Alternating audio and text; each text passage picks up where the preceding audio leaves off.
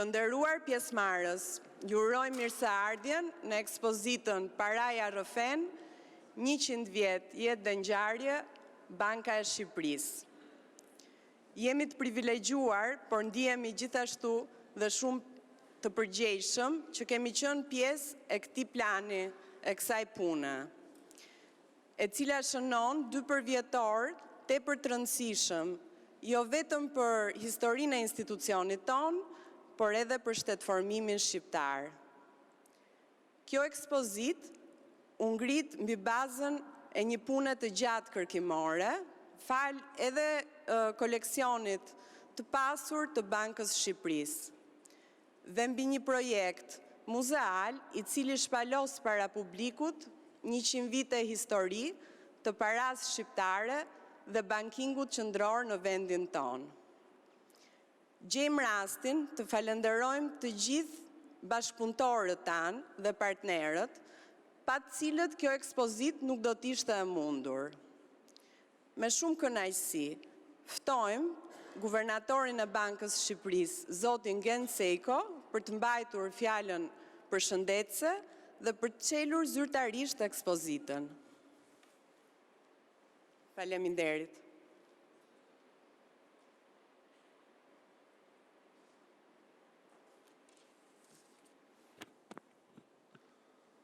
Të nderuar shkëlqësi ambasador, të nderuar kolegë, të ftuar, miq, është kënaqësi dhe nder për mua që të hapim sot së bashku ekspozitën Paraja rrëfen, 100 vjet jetë dhe ngjarje nga Banka e Shqipërisë. Kjo ekspozit vjen në një moment me simbolik të veçantë, në intervalin midis 100 vjetorit të themelimit të Bankës Shqipërisë në vitin 1925 dhe 100 vjetorit të hedhjes në qarkullim të monedhës së parë shqiptare në vitin 1926. Kjo ekspozit, e ngritur në bashkëpunim me Institutin Italian të Kulturës, është vendosur në këtë seli, e cila është selia qendrore numër 2 e Bankës së Shqipërisë, si godinë e cila mbart vlera arkitekturore, por gjithashtu edhe shtresat të historisë Tiranës, të vendit dhe të rajonit.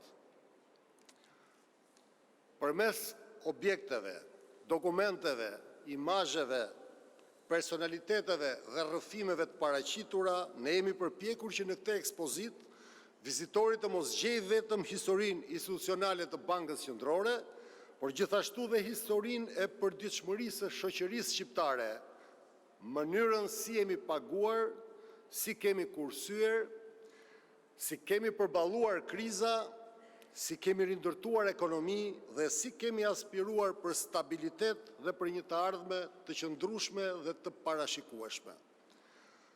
Në rrëfimin që ju do të shihni në këtë ekspozit, historia e Bankës Qendrore dhe monedhës shqiptare shpaloset si një udhëtim i vendit tonë në 3 faza të gjëra të formësuara nga ndryshime politike, nga zhvillimet gjeopolitike dhe nga ngjarjet ekonomike që kanë përcaktuar fatet e Shqipërisë në 100 vjet. Në këtë udhëtim banka ka vepruar në pothuajse të gjitha regjimet monetare, duke filluar nga standardi i jarit, te kontrolli i fortë i planifikimit të centralizuar dhe deri tek kornizat moderne të politikës monetare dhe synimit të stabilitetit të çmimeve që ne kemi sot. Përmes këtij tranzicioni, ekspozita është përpjekur të ruajë rolin e vet dhe banka gjithashtu si një institucion i qëndrueshëm në rrethana shpesh të vështira e hera herës jashtëzakonshme. Ekspozita nuk i trajton këto fenomene si kapituj të mbyllur. Përkundrazi, ajo synon të tregojë se historia monetare është një mësuese e kujdesshme dhe na kujton se stabiliteti nuk është i përhershëm, se krizat mund të rikthehen, se inflacioni, paqëndrueshmëria financiare apo pasiguria në pritshmëri kanë kosto reale mbi familjet, mbi bizneset dhe mbi të ardhmen e vendit. Pikërisht për këto arsye ne jemi përpjekur të shkojmë përtej kuriozitetit historik. Në dekadat e fundit, shumë banka qendrore kanë zgjeruar komunikimin e tyre me publikun, jo vetëm për të shpjeguar politika, por edhe për të krijuar ura të reja besimi, bashkëpunimi dhe mirëkuptimi. Ekspozitat, muzeet, programet për shkollat, aktivitetet me qytetarët, botimet divulgative janë mënyra për ta bërë një institucion kompleks si Banka Qendrore më të afërt, më të kuptueshëm dhe më transparent me publikun. Ky është edhe qëllimi i ekspozitës tonë, të krijojmë një hapësirë ku historia të flasë me gjuhë të qartë dhe ku ekonomia të mos mbetet vetëm për specialistët e ekonomisë. Ky evolucion është mundësuar edhe nga kontributet e punonjësve, ekonomistëve, nënpunësve civil, studiusve dhe madje edhe artistëve, ekspertiza dhe përkushtimi të cilëve kanë formuluar identitetin e Bankës Qendrore në Shqipëri. I jemi mirënjohës kontributit të tyre në dokumentimin e këtij rrugtimi. Një aspekt i veçantë i kësaj ekspozite është edhe shtrirja e saj përtej Tiranës. Ekspozita dhe aktivitetet shoqëruese janë konceptuar me idenë se historia monetare dhe edukimi financiar nuk duhet kufizohen vetëm në një hapësirë e cila është kjo ku ndodhemi sot. Prandaj kjo nismë është menduar edhe si një përvojë që udhton, që lidhet me komunitetet të ndryshme, krijon mundësi takimi me publikun, forcon lidhje institucionale brenda dhe jashtë vendit. Në këtë kuadër dua të vlerësoj veçanërisht bashkëpunimin me Bankën Qendrore të Republikës së Kosovës, që së shpejti do të na mirëpres edhe në Prishtinë. Këto shkëmbime kulturore dhe institucionale janë të rëndësishme jo vetëm për të ndarë histori të përbashkëta, por dhe për të nxitur bashkëpunimin rajonal në fusha që prekin drejt për drejt qytetarët. Zonja dhe zotri, kur flasim për 100 vjet, nuk flasim vetëm për kohë, por dhe për breza që kanë përjetuar ndryshime të thella. Në këtë periudhë jubilare, Banka e Shqipërisë ka kënaqësinë të prezantojë edhe një vepër studimore të përgatitur nga profesori i nderuar i ndjeri Aristotel Pano, kushtuar 100 viteve të sistemit monetar dhe të Bankës Qendrore në Shqipëri. Ky botim që mbulon të gjithë zhvillimet kryesore të periudhës është një vazhdimsi e përpjekjes për të dokumentuar, strukturuar dhe vendosur në rend kronologjik ngjarjet dhe kthesat kryesore të historisë monetare dhe bankare të Shqipërisë. Rezultati që shihni sot është fryt i bashkëpunimit midis Bankës së Shqipërisë, botës akademike, institucioneve të dijes së kulturës, si dhe partnerëve të tanë në Shqipëri dhe të huaj. Për realizimin e kësaj ekspozite janë angazhuar historian, ekonomist, arkitekt, arkivist dhe ekspert të komunikimit. Ndaj në mbyllje më lejoni të falenderoj të gjithë ata që kanë kontribuar për këtë projekt, veçanërisht ekipin e Muzeut të Bankës Shqipërisë, departamentet dhe strukturat e përfshira, Komitetin Shkencor Kombëtar dhe atë ndërkombëtar dhe bashkëpunëtorët shkencor si dhe kuratorët. Në veçanti dua të shpreh mirënjohjen time për partneritetin me Institutin Italian të Kulturës në Tiranë, si dhe me partnerët e tjerë ndërkombëtar vendas që kanë mbështetur këtë nismë. Bashkëpunimet të tilla rezultojnë në projekte kulturore me standard dhe krijojnë ura studimore dhe dialogu. Ju falenderoj të gjithëve për prezencën dhe ju ftoj ta vizitoni me kureshtje ekspozitën, të lexoni rrëfimet, të shihni detajet dhe të pyesni dhe diskutoni mbi historinë e bankingut qendror në Shqipëri. Nëse kjo ekspozitë do të arrijë zgjoj interes të nxjisë pyetje dhe biseda mbi historinë tonë monetare, atëherë mendoj se kjo nismë e ka përmbushur misionin e saj. Ju falenderoj shumë për pjesëmarrjen dhe për interesin që keni për ekspozitën e Bankës së Shqipërisë dhe për historinë e monedhës në 100 vjetorin e saj. Faleminderit gjithëve.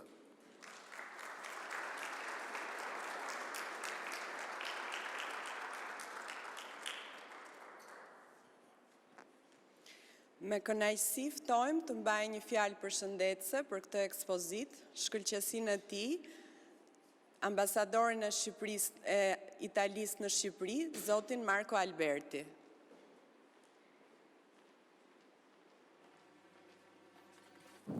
Thank you everyone. Faleminderit të gjithëve. Thank you for being here. Thank you to the Faleminderit që jeni këtu. Faleminderit zotit guvernator, drejtorit të Institutit të Kulturës Italiane, doktor Ruggera, kuratorët dhe komitetin shkencor që morën pjesë në këtë iniciativë.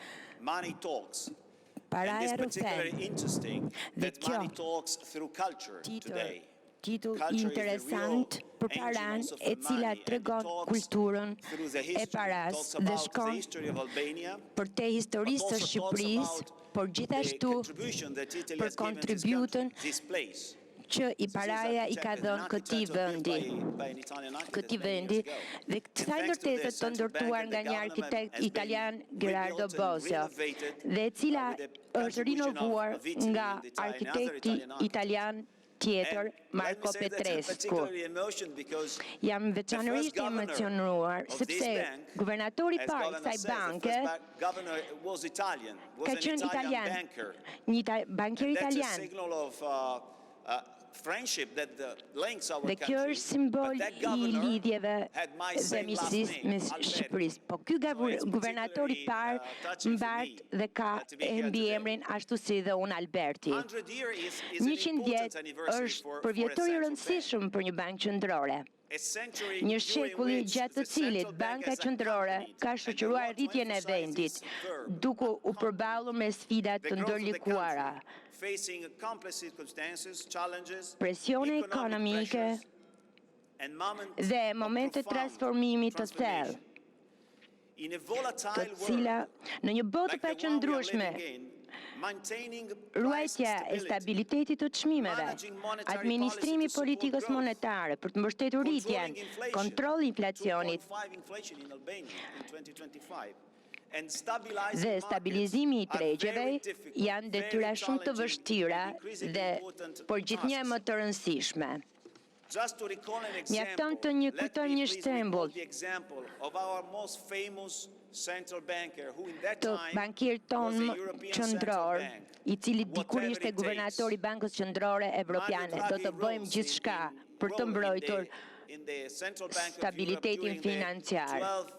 Shpreha e tij e famshme në krizën financiare të 2012-s. Bankat qendrore janë aktor kyç në ekonominë globale.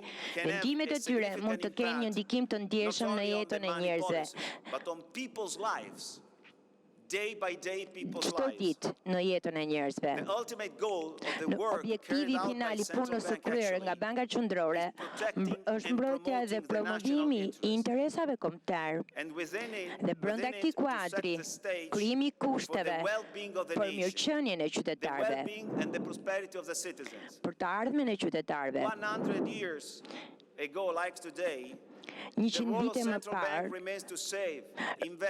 roli i Bankës Qendrore mbetet po i njëjtë, të mbështesë investimet dhe të kontribuojë në rritjen ekonomike të vendit. Banka e Shqipërisë është një institucion në rritje në një vend në rritje. Bilanci i bankës po zgjerohet dhe është më i qëndrueshëm se kur. Numri i projekteve të menaxhuara nga banka po rritet, ashtu si dhe aftësia e saj për të mbështetur ekonominë kombëtare.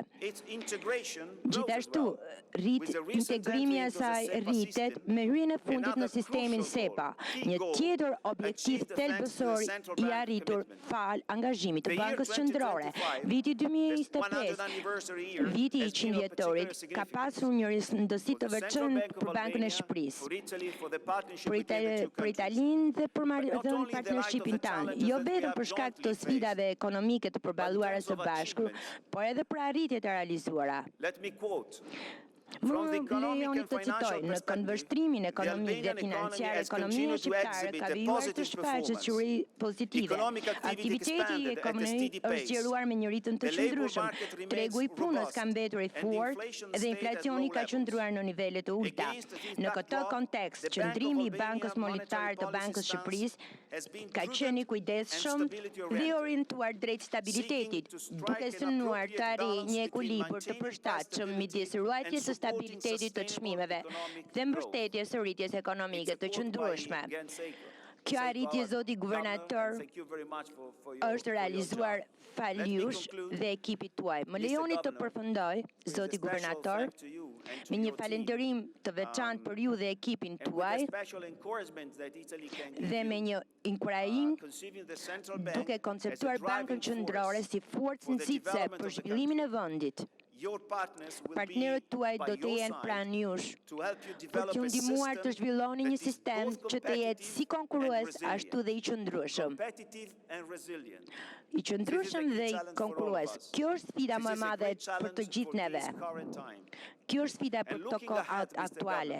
Më vështrimi nga ardhmja e zotit guvernator, duhet të bashkojmë forcat për të parë para, për të zgjedhur e punuar për një të ardhme midis shumë të ardhmesh të mundshme, për të filluar ta ndërtojmë ato të ardhme sot së bashku, për të ndërtuar një të ardhme për Shqipërinë brenda familjes së madhe evropiane, një të ardhme ku institucionet, bizneset dhe bankat shërbejnë për qytetarët.